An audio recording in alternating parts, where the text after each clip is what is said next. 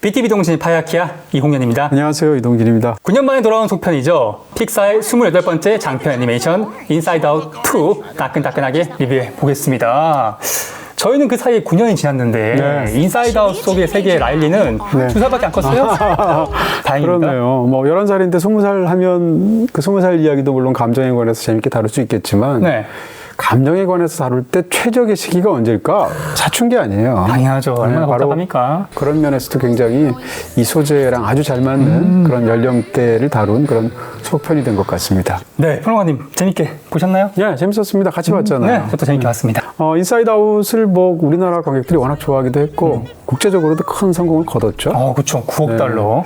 2015년에 이 작품이 나올 때 사실은 픽사가 굉장히 슬럼프였어요. 그래서 사실은 뭐라고 할까? 그 몇 년 전에 이제 연달아서 한 서너 작품이 나오면서 네. 최고로 가장 픽사의 그 창작력이 절정에 달했던 때가 있었잖아요. 월리가 나온다든지 그 이어서 무슨 업 같은 작품과 토이스토리 3까지 굉장한 작품들이 나왔는데 이렇게 해서 와 이제 진짜 픽사는 정말 절정에 달했구나 하는 순간 그 뒤에 3, 4년은 안 좋았거든요. 카투 같이. 뭐 안 좋은 작품들이 많았어요. 네. 상대적으로 네. 픽사가 워낙 뛰어나니까. 그러다가 이제 픽사는 창작력이 좀 약간 한계에 달한 건가 했을 때 인사이드 아웃이 나와서 굉장히 놀랐던 기억이 있고요. 안 되겠네요. 네. 인사이드 아웃이 이제 픽사의 작품들 중에서 굉장히 놀라운 게 우리가 이제 픽사가 처음 토이스토리를 나왔을 때 와 디지털 캐릭터를 저렇게 애니메이션을 저렇게 뛰어나게 만들 수가 하는 기술력에 처음엔 놀랐지만 사람들이 정말 그 영화에 빠져들게 된 건 사실은 이야기다 이런 얘기 여러 번 드렸잖아요. 네. 인사이드 아웃을 제가 보면서 너무 놀라운 거는 아니 추상적인 개념도 이렇게 이야기를 잘 만든단 말이야 하면서 깜짝 놀랐죠. 그 이후에 이제 소울 같은 작품이 나와서 네. 무슨 태어나기 전의 세계를 다룬다거나 가장 최근에는 엘리멘탈 같은 작품을 통해서 무슨 기본 요소를 다룬다거나 이런 상황까지 오게 했는데 그런 또 하나의 흐름을 새로 만든 게 인사이드 아웃이었죠. 정말 픽사의 창의력의 한계는 어디까지인가 맞아요. 싶습니다. 네. 네, 뭐 오늘 영화가 스포가 그렇게 중요하지 않을 수는 있지만 따끈따끈한 리뷰이기 때문에 스포는 또 최소화해야겠죠. 네, 후반부의 상황은 여러분들이 영화에서 직접 확인하실 수 있는 방식으로 말씀드리겠습니다.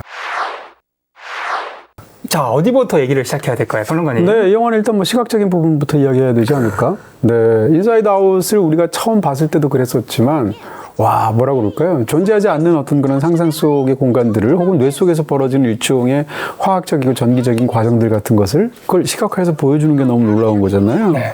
근데 이번 영화에서 새로 나온 여러 가지 또 장소들이 있잖아요. 대표적으로 보면서 굉장히 감탄했던 것은 그 신념 저장소. 네. 네. 극 중에서 이제 뭐라고 할까요? 이제 이 사춘기가 되면 가장 중요한 것이 이제 새로운 자아가 형성이 되고 이러면서 이제 확고한 어떤 정체성 같은 것이 점점 좀 자리를 잡게 되는데 정체성을 만들고 자아를 만드는 것은 기본적으로 신념일 것이다. 그 신념을 이루는 것은 스스로 생각하는 자기의 경험에 대한 판단일 것이다. 라는 기본 가정을 갖고 있어요. 네. 근데 이것을 이렇게 말로 하면 딱딱하잖아요. 이걸 어떻게 표현했냐면 나무처럼 표현을 하죠.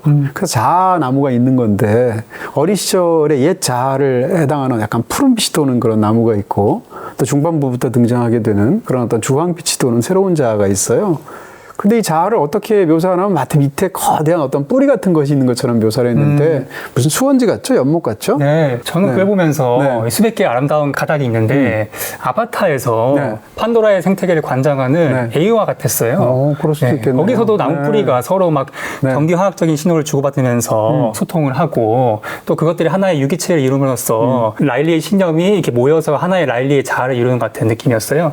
그게 이제 우연이 아니고요. 기본적으로 이제 굉장히 신화적이면서 어떤 그런 그 인류의 상상의 기본 바닥이에요. 예를 들면 세상의 중심에는 나무가 있다는 어떤 그 우주적인 나무, 중심적인 나무에 대한 상징들 같은 것이 전 세계 신화들마다 다 있고요. 우리가 네. 복구 신화할 때도 그런 얘기 말씀드렸었죠.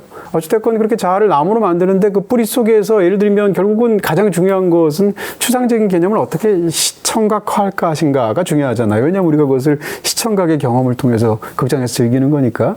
영화에서는 그런 기억 속에서 들려오는 소리 같은 것을 일종의 뭐라고 할까요? 그렇게 수원지 같은 연못에서 이 기억의 구슬 같은 것을 이렇게 집어넣게 되면 거기서 약간 실 또는 뭐 현 같은 게 이렇게 자라는 것처럼 표현되죠. 그래서 건드리면 거기서 이제 특정한 기억에 해당하는 대사들이 나오도록 돼 있잖아요. 그렇게 해서 청각화하는 거예요. 그러니까 어떻게 생각하면 굉장히 추상적인 개념을 음악적인 현을 퉁기듯이 그것을 시각화해서 보여주면서 소리까지 들리게 만드는 그런 측면에서 자아가 어떻게 형성되는지를 너무나 아름답고도 애니메이션이 굉장히 잘 어울리는 방법으로 창의적으로 보여준 그런 장소가 아니었나 싶죠. 그리고 뭐 이제 의식의 흐름을 이제 파란 강으로 묘사를 한다거나 혹은 잊혀졌던 혹은 필요 없던 걸로 생각해서 멀리 버려버렸던 기억의 저편이라는 장소를 보여준다거나 밤에 이제 수많은 생각들 같은 것이 불안해서 막 나오면 잠이 안 오잖아요. 불면증에 시달릴 때 막 생각들끼리 꼬리를 물 때 그것을 마치 극장처럼 표현을 했어요. 우리를 즐겁게 만드는 애니메이션적인 방식이었던 거죠. 픽사가 원래도 실사와 CG를 잘 배합했던 것 같은데 이번에는 3D에 2D까지 접목을 시켜서 되게 생경하지만 신선한 그림이었던 것 같아요. 네, 맞아요. 예를 들어서 네. 이 2D 캐릭터가 등장하는데 2D 캐릭터에 3D 캐릭터가 손을 집어넣어서 뭘 꺼낼 때라던가 아니면 이제 브로콜리 같은 것들이 크게 떠다니는데 그게 너무 질감이 사실적이어가지고 네. 정말 초장에 찍어 먹고 싶더라고요. 그게 이제 영화에서 시각화의 어떤 그 재미이기도 하지만 내용적으로도 굉장히 잘 맞는 부분이에요. 네. 왜냐하면 이 영화가 펼쳐지는 어떤 그런 세계에서 사실 지금 말씀해 주셨던 그런 약간 2D 셀 애니메이션 같은 느낌을 주는 그런 캐릭터들이 극중에 등장해서 확 튀는데 이 캐릭터도 굉장히 재밌는데 사실 라일리가 어렸을 때 굉장히 어렸을 때 좋아했던 캐릭터들인 거잖아요. 시각적인 차이 때문에 혹은 시간적인 차이 때문에 그런 질감을 일부러 표현을 하는 건데 사실은 1편에서도 보면 인사이드 아웃에서 이렇게 약간 추상화된 부분에서 흑백으로 표현한다거나 2D처럼 납작하게 표현한다거나 이런 식인 방법들을 즐겨왔던 것이거든요. 그리고 많은 분들이 이제 1편에서 가장 좋아하셨던 그 유머라고 그럴까? 트리플 댄트껌 있지 않습니까? 드립 댄트가 이렇게 너무 이제 머릿속에서 우리가 이제 수능 금지곡이라고 말을 하게 되는데 떠올리고 싶지 않지만 머릿속에 멜로디가 각인이 돼서 시도 때도 없이 떠오르는 멜로디가 있잖아요. 그걸 가지고 이제 1편에서 굉장히 재밌게 했는데 그 장면이 영화 속에서 또 이 속편에서는 어떻게 나오는지 정말 기상천외한 장면에서 나오잖아요. 그 포인트를 한번 보시는 것도 재미지 않을까 싶습니다. 근데 한편으로는 이제 미국식 정서나 유머가 많이 나오는 것 같은데 얘도 전편에서도 라일리 상상속 남자친구가 나와서 난 갑자기 캐나다에 살아 이렇게 얘기를 하는데 네. 저희는 공감을 못 하잖아요. 네. 특히 이제 2D 캐릭터들이 나와서 네. 이렇게 얘기를 하고 뭐 그냥 유머도 하는데 그런 것들이 우리나라 관객들한테도 이제 추억이나 코드 같은 측면에서 다가올 수 있을지가 좀 궁금하더라고요. 유머라는 것은 제가 지난번에도 한번 다른 프로그램 때 말씀드린 것처럼 굉장히 사회적이고요. 그 다음에 상대적으로 진입장벽이 오히려 높아요. 그래서 네. 로컬 코미디들이 외국에서 안 된다는 말씀을 드렸는데 아까 얘기하셨던 그 1편에 등장하는 남자친구가 상상 속에서 캐나다에 있다라고 하는 건 라일리가 미네소타 출신이기 때문이에요. 아. 미네소타를 미국의 지도로 찾아보시면 캐나다 국경선에 바로 붙어있는 주란 말이에요. 미네소타를 떠나서 캘리포니아로 왔단 말이에요. 그러니까 상상 속에서 자기 남자친구는 미네소타, 마음의 고향 바로 위에 있는 캐나다에 있는 거예요.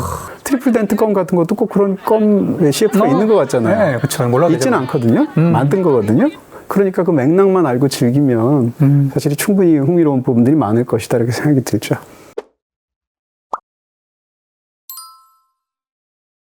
네, 이제 이야기를 넘어가고 있습니다. 이 영화는 사춘기의 라일리가 이제 새로운 자아를 찾아가는 과정인데 또 이 사춘기라는 특성에서도 재밌는 포인트가 많죠. 그렇습니다. 사춘기의 핵심은 뭐겠어요? 일단 뭐 이 영화 속에서 1편에서의 중심이 되는 5 감정 중에 핵심 리더 역할하는 사람이 조이잖아요. 기쁨이잖아요. 근데 이번엔 이제 새로운 감정들이 사춘기가 되니까 몰려온단 말이에요. 영화에서 보면 이제 때려 부수면서 이 레킹볼로 부수고 그 철거하러 들어오잖아요. 리모델링. 네, 그래서 그 위에 보면 심지어는 문구까지 붙이잖아요. Puberty is mess인가 이렇게 붙이잖아요. 사춘기는 엉망진창인 거잖아요, 감정적으로. 그러면서 새로 이제 4명의 감정이 새로 들어와서 오래전에 어린 시절부터 있었던 5 감정과 새로 들어오게 되는 4명의 감정, 4캐릭터의 감정 사이에서의 어떤 대결이라고 볼 수 있는 그런 구도를 형성하면서 이야기가 펼쳐지게 되죠. 근데 옛날 감정, 1편에서의 중심 감정은 기쁨이잖아요. 2편에서 사춘기에서 새로 들어온 4감정의 중심 감정은 불안이란 말이에요. 그러니까 어린 시절은 생에 대한 우리가 기쁨으로 이 캐릭터를 이 영화는 해석하고 있는 거죠. 어렸을 때 세상이 얼마나 재밌고 호기심 많고 부모의 사랑 담뿍 많고 이런 거잖아요. 사춘기가 되면 그중에서 불안이 핵심이라고 보는 거죠. 대롱대롱 매달려 있기 때문에 불안한 거잖아요. 어른도 아니고 아이도 아니고 그 중간에 있는 상태이고 몸뿐만 아니라 정신적으로도 그렇잖아요. 네. 그러니까 이전 것은 지나갔어요. 새 것은 아직 오지 않았어요. 옛날 자아는 고쳐서 쓸 수가 없어요. 새로운 자아는 아직 성립이 되지 않았어요. 이 상황에서 우리가 사춘기 때 굉장히 격심한 그런 불안감을 느끼게 되잖아요. 그런 측면에서 감정이라는 걸 다룰 때 사춘기가 무대가 된다, 시간적인 이라고 생각한다면 이건 정말 놓칠 수 없는 굉장히 좋은 그런 소재라고 생각했겠죠.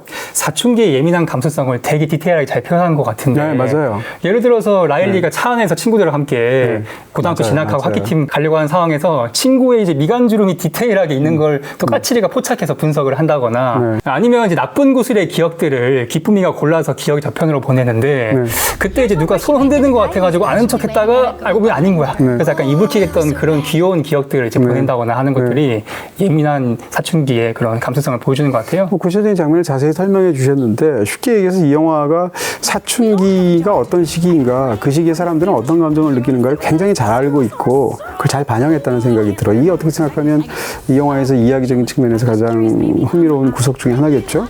사춘기에는 사실은 사람들이 남이 나를 어떻게 생각할까를 과도하게 신경 쓰는 시기란 말이에요. 그러니까 얘는 지금 중학교 2학년이에요. 그래서 이제 1년 지나면 고등학교 1학년으로 진학하게 되는데 그 상황에서 새로 진학하게 되는데 자기 친구 가장 절친한 삼총사가 있는데 나머지 2명은 다른 고등학교를 가게 됐어요. 자기만 이쪽 고등학교를 가게 됐어요. 그런 상황에서 나는 혼자 외톨이가 되지 않을까라는 두려움을 갖고 있죠. 더군다나 사춘기이고 불안하니까.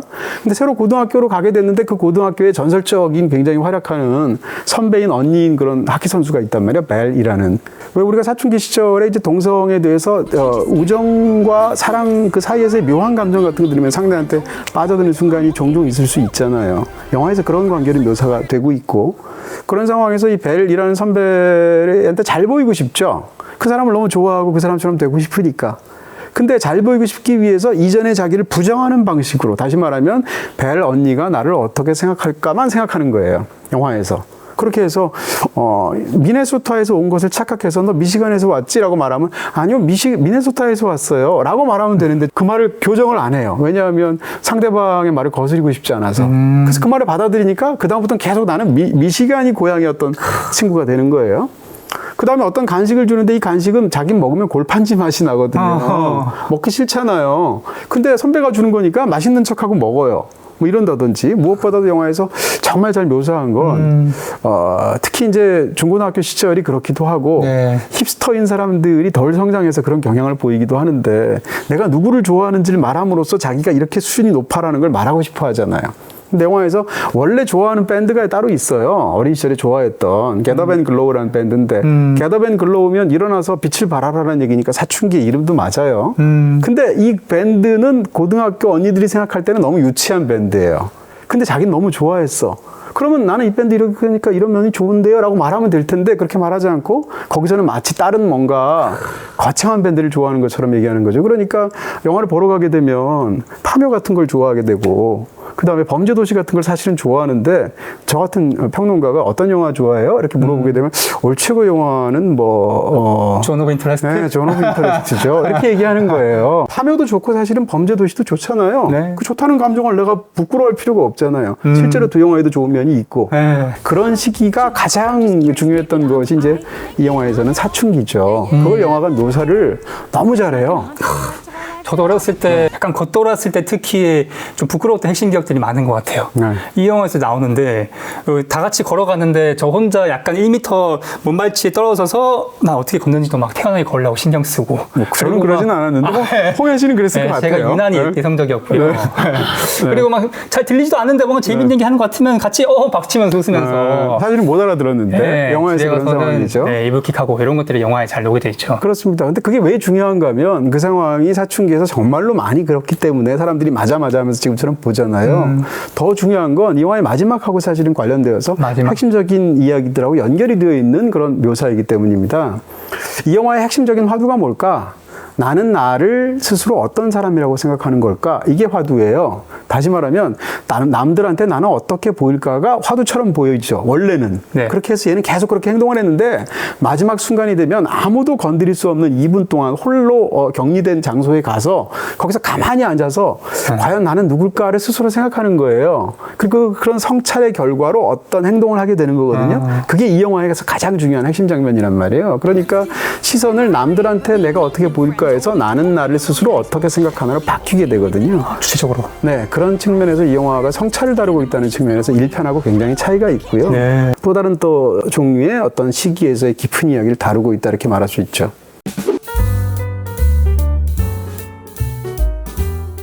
이 영화를 구조적으로 보면 초반에 시작될 때 하키 경기를 하면서 시작해요.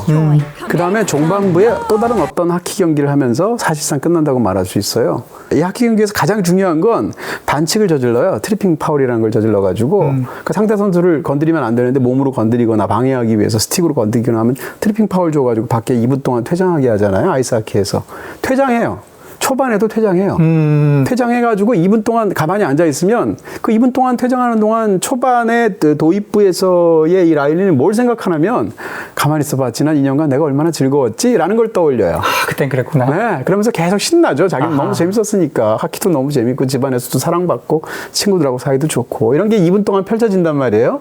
이게 이제 스토리상으로는 2년 동안 무슨 일이 있었는지를 관객들한테 보여주는 그런 어떤 정보 전달의 의미도 있겠지만 중요한 건 얘는 과거를 떠올릴 때 나쁜 기억 하나도 안 떠오르고 굉장히 좋게 흐뭇하게 과거를 회상하고 있다. 그 2분이다 라는 게 그 하키 경기에서 사실은 제일 중요한 거예요.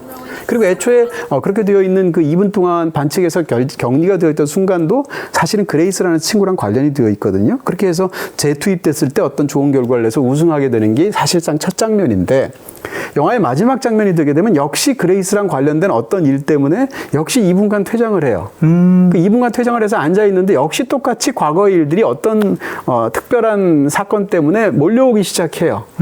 그러면서 자기 스스로에서 떠올리게 되는데 이때는 이 초반에 떠올렸던 것하고 달리 그 2분간 동안에는 굉장히 복합적인 그런 것들이 몰려오게 된단 말이에요. 그러면서 과연 나는 누군지를 생각하게 되고 그렇다면 이렇게 생각한 나는 누구한테 뭐 예를 들면 어떻게 용서를 구한다거나 어떻게 자랑스럽게 말한다거나 하는 행동을 해야 되지 않겠어요? 그렇죠. 그렇게 해서 마지막에 어떤 행동을 하게 되는데 그것이 너무 중요한 거죠. 이런 측면에서 사실은 영화는 초반에 세상에 누구도 도와줄 수 없는 2분간의 격리와 마지막에 누구도 도와줄 수 없는 2분간의 격리 사이에서 이 아이는 각각 생각하는 게 어떻게 달라졌는지를 대조하는 게 이 영화에서 제일 중요해요. 그런 측면에서 이 영화의 이야기가 사실은 굉장히 흥미롭고도 깊은 측면이 있다 이렇게 말할 수 있습니다. 네, 초반과 끝 말씀 주셔서 떠올랐는데 인사이드 아웃 1에서도 이번에 이제 머릿속 세계로 들어가서 기쁨이가 슬픔이를 처음에 막 원 그려가지고 막 못 돌아다니게 하다가 뒤로 가서는 이제 큰 깨달음을 얻는 구조잖아요. 네. 근데 이번 영화에서도 물론 불안이도 있겠지만 네. 기쁨이가 또 무심코 라일리 위해서 했던 행동들이 또 뒤로 가면 크게 이제 부메랑처럼 돌아와서 깨달음을 얻는 그런 구조를 반복하고 있더라고요.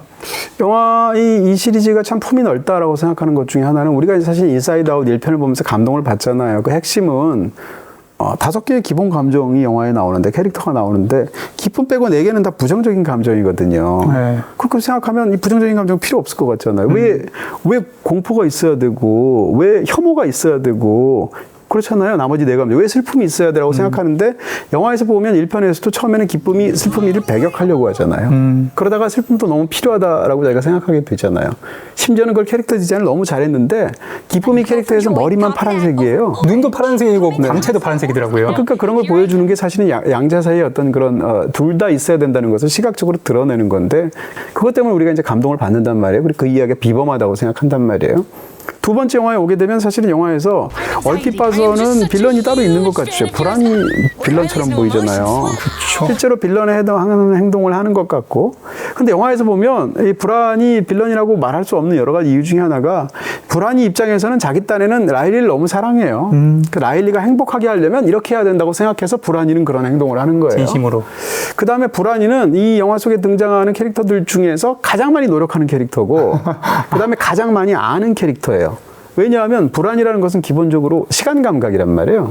이 영화에서는 시제라는 것이 굉장히 중요한데 사춘기만큼 시제가 중요할 때가 없어요. 과거는 지나갔고 미래는 오지 않은 상황에서 느끼는 격심한 불안이 이 영화 속에서 가장 중요한 감정인데 그럼 불안이 느낄 때 가장 중요한 건 뭐겠어요? 미래겠죠? 기쁨은 기쁘거든요. 왜 기쁘냐면 과거부터 기뻤으니까. 그러니까 기쁨은 네. 과거를 겨냥하는 캐릭터고 영화 속에서 그 다음에 불안은 미래를 겨냥하는 캐릭터인데 이 양자 사이에 지금 라일리가 있는 거예요. 그러면서 라일리를 얼핏 보아서는 차지하기 위해서 두 감정이 기본이 돼서 싸우는 것처럼 보이죠. 비싸움하더라고요. 근데 후반부에 가면 완전히 상황이 달라지게 되는데 그런 측면에서 본다면 사실은 영화 속에서 불안이만큼 계획을 잘 세우는 그런 캐릭터가 없고 영화 속에서 기쁨이 마지막에 다시 어떤 굉장히 큰 생각을 떠올려서 이 모든 일들을 잘 해나가게 하려고 노력하게 되는 것조차 사실은 불안에 영향을 받은 거예요. 영화에서 보면. 왜냐하면 기쁨은 이전에는 그런 게 게 아닌데 기쁨도 제대로 계획을 갖고 행동을 하기 시작했거든요. 인터넷과 BTV를 가입하면 사은품과 요금 할인 말고 추가로 받는 것 없냐고요? 당연히 있죠. 비다이렉트 샵에서 신규 가입하면 도서 구매 시 무제한 할인. 이만큼 책을 사도 일반 도서는 25%, 전공 도서는 20% 무제한 할인. 자세한 내용은 고정 댓글에 링크를 클릭해주세요. 네, 불안이가 얼마나 계획을 잘 세우는가 보면 이렇게 후반에 상황치를 꾸미잖아요. 네. 그때 이제 텔레비전 하나하나에 있는 그 디테일들이 진짜 기가 막히더라고요. 네. 뭐 갑자기 교정기가 빠진다거나 하는 네. 그것들을 막 또 젤리들이 막 네. 커피 마시면서 야근해서 다 분석을 해가지고 네. 재밌죠. 그걸 극장처럼 묘사를 하고 심지어는 마지막에 베개 싸움으로 끝난다는 것도 네. 어린 시절에 특히 이제 미국 아이들이 어린 시절에 가장 행복했던 어떤 순간들로 베개 싸움 생각하는 경우가 많은 것 같아요. 아. 그런 걸 건드리는 거죠. 그렇게 해서 이제 그 장면을 마무리한다거나 이런 것들이 굉장히 뭐라고 그럴까요? 관찰력이라든지 이런 것들이 착점이 좋다고 그럴까요? 이렇게 말할 수 있고요. 그리고 불안이 입장에서 본다면 사실은 뭐라고 그럴까요? 기존의 감정들하고 개념이 다른 거예요. 영화에서 굉장히 인상적인 그 장면 중에 하나가 기쁨이가 무슨 얘기를 하게 되냐면 막 길을 헤매니까 네. 이 모험 같은 걸 겪으면서 헤매니까 왜 자꾸 헤매게 되느냐라고 하는데 재미만 있으면 길을 잃은 게 아니야 이렇게 말을 하거든요. 기쁨은 재미가 너무 중요한 거예요. 하키는 너무 재밌는 운동이었던 거예요. 근데 불안은 그렇지 않거든요. 사춘기가 되고 나면 초등학교 때, 중학교 때 이럴 때는 하키 재밌게 하면 끝이지만 중학교가 돼서 고등학교 가면 내가 하키 선수를 뽑힐 수 있는지 장학금을 받을 수 있는지 아버지가 그런 거 물어보잖아요. 그 다음에 나중에 하키 선수가 될지 이런 게 너무 겹쳐져 있기 때문에 더 이상 즐거운 놀이만이 아니란 말이에요. 그러니까 불안은 뭐라고 얘기하냐면 하키는 놀이가 아니야. 하키는 스포츠야 라고 얘기하는 거예요. 하키를 잘해서 고등학교를 가면 나는 외톨이가 되지 않을 수 있어.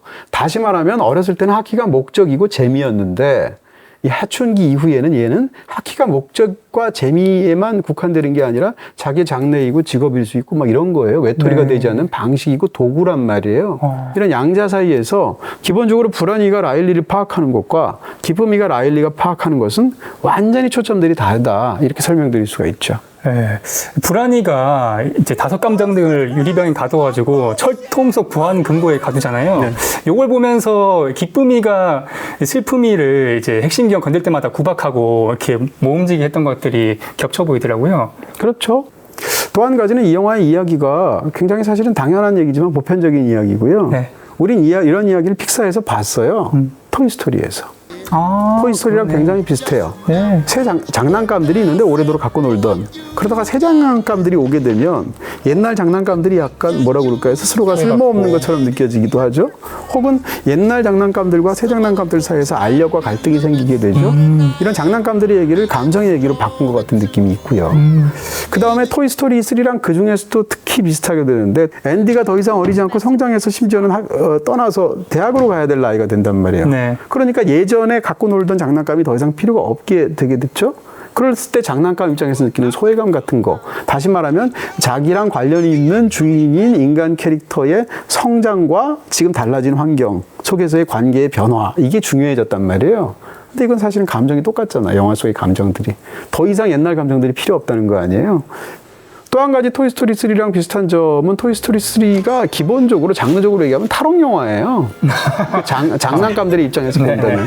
근데 이 영화도 사실은 장르적으로 보면 감정들 입장에서는 탈옥 영화거든요. 네, 그리고 이런 이야기에서 중요한 건 라일리가 어떤 일을 겪느냐도 있고 네. 감정들끼리 어떤 이야기를 겪느냐도 있는데 더 중요한 건 이 두 가지 세계가 어떻게 결합되어 있느냐가 훨씬 더 중요해요. 그런 측면에서 라일리한테 일어나는 일만 따지게 되면 그냥 2박 3일 하키 캠프에서 벌어진 일이 전부잖아요. 감정들 사이에서 벌어진 일도 어드벤처 무비처럼 묘사가 되어 있지만 그 자체로는 그렇게 특별하지 않을 수도 있단 말이에요. 물론 특별하지만. 네. 더 중요한 건 양자 사이가 결합되는 거고 그런 측면에서 이 영화는 플롯의 흐름보다는 플롯의 폭이 훨씬 더 중요한 이야기를 갖고 있다. 그래서 얘기할 수 있고요. 이런 이야기들은 필연적으로 이 이야기들이 중첩되도록 되어 있어요.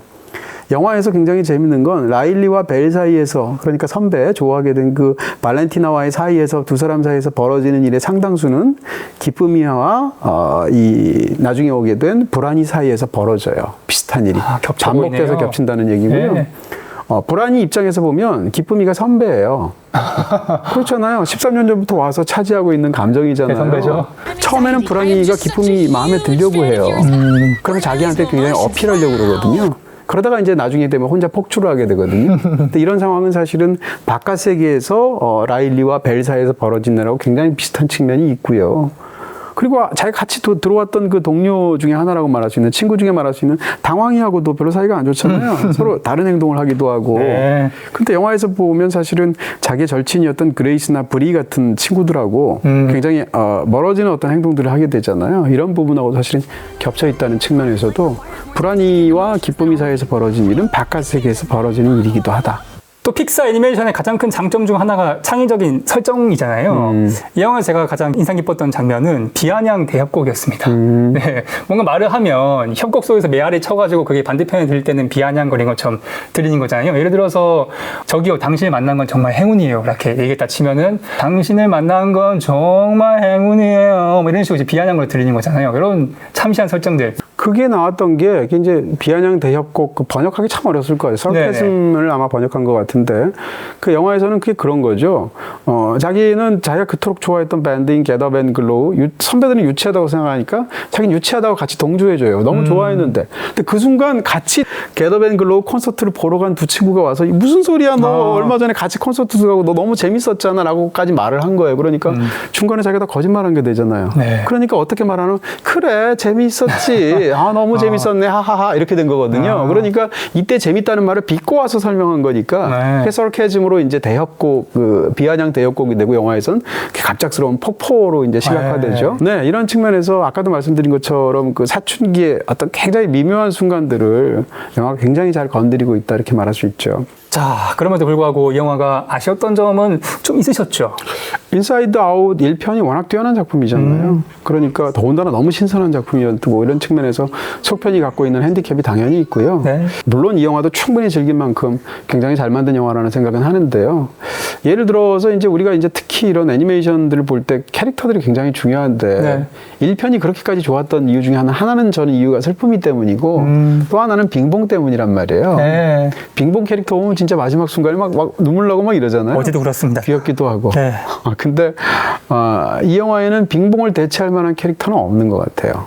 뭐 랜스라는 그런 게임 캐릭터도 나오고 뭐 블루피도 나오고 이런 것들이 사실은 어떻게 생각하면 겹친다고 할 수 있지만 그런 측면에서 캐릭터의 측면에서 좀 아쉬운 부분들이 있다라는 것이고, 당연한 이야기지만 1편은 저게 영화를 할 수 있는 이야기야 라는 거를 영화화시키고 너무 그럴듯하게, 그런 측면에서 보았을 때 어떤 신선함이 있었는데 2편은 사실은 그런 신선함 측면에서 전 지극히 개인적인 이건 아쉬움인데요.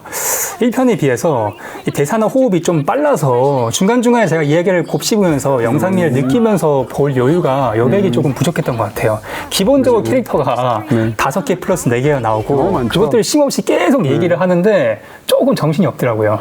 근데 불가피한 측면이 있겠죠. 그 감정들을 다 알아야 되니까. 근데 불가피하더라도 잘 녹여내서 해야 되는 것이 연출자의 과제이고요. 그런 측면에서 말씀하신 것처럼 영화 속에서 너무 많은 저글링을 하다 보니까 제대로 못 다루는 부분들이 있는 거예요. 대표적으로 영화에서 새롭게 등장한 감정 중에 불업이 나오는데 불업이는 아무런 존재감이 없어요, 이 애니메이션에서. 그런 측면에서 보면 상대적인 어떤 그런 분산이라는 어떤 측면에서 영화가 정신없이 흘러가는 데 비해서 상대적으로 조금 아쉬움이 있는 부분들이 있겠다 얘기할 수 있겠죠. 근데 마지막으로 이런 생각은 들었습니다. 이제 속편에 사실 스케일을 키우는 것은 일반적인 공식이라 볼 수 있는데 이 영화는 이 스케일을 키우는 것이 11살부터 13살 사춘기의 감정이 훨씬 더 소용돌이를 치니까 또 소용돌이 나오기도 하잖아요. 잘 어울렸던 것 같아요. 전 기본적으로 잘 만들었다고 생각해요. 네. 예를 들어서 이제 벨이라는 그 선배 캐릭터도 덜 형상화돼 있거든요. 근데 그게 이 영화에 굉장히 잘 어울려요. 왜냐하면 이 벨이라는 선배가 실제 어떤 사람인지는 별로 안 중요하고 라일리 입장에서 이 선배가 너무 멋있는 거예요. 저 선배한테 잘 보여야 되는 거예요. 그래서 그 캐릭터가 라일리한테 어떻게 보이느냐가 너무 중요하기 때문에 이런 부분도 라일리의 심리를 핵심적인 감정으로 다루는 영화의 어떤 기본 착점을 생각한다면 굉장히 잘 묘사된 부분이라고 생각할 수 있죠. 자, 오늘 인사이더2 얘기하시면서 또 다양한 영화들 소개해 주셨는데 어떤 걸 특별히 추천? 뭐 당연히 많이 보셨겠지만 인사이드 아웃 1편 오리지널을 먼저 한번 보셨으면 좋겠다 추천을 드리고, 못 보셨다면 혹은 또 다시 한번 즐기기 위해서. 그리고 인사이드 아웃처럼 이후의 추상적인 세계를 너무 잘 묘사한 두 작품이 있잖아요. 아까 말씀드린 소울, 그 다음에 바로 작년에 나왔던 엘리멘탈, 이 두 작품도 여러분께 함께 추천드리겠습니다. 네, BTV와 모바일 BTV에서 보실 수 있습니다. 감사합니다. 고맙습니다. 영상 재밌게 보셨나요? 여기 클릭하시면 제작에 큰 도움이 됩니다. 안녕!